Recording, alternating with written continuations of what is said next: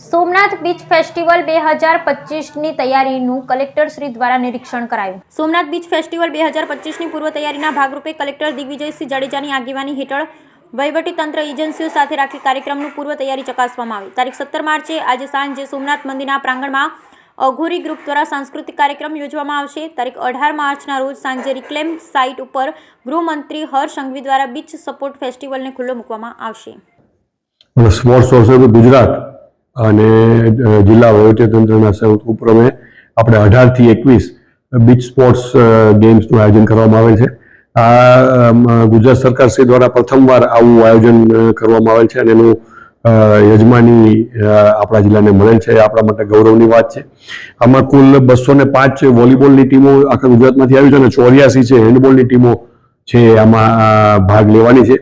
એનું ઉદ્ઘાટન છે આવતીકાલે સાંજે 6 કલાકે માન્ય ગૃહ રાજ્યમંત્રી શ્રી અને રમતગમત યુવક સેવાના રાજ્યમંત્રી શ્રી હર્ષ સંઘવી સાહેબના હસ્તે રાખવામાં આવેલ છે।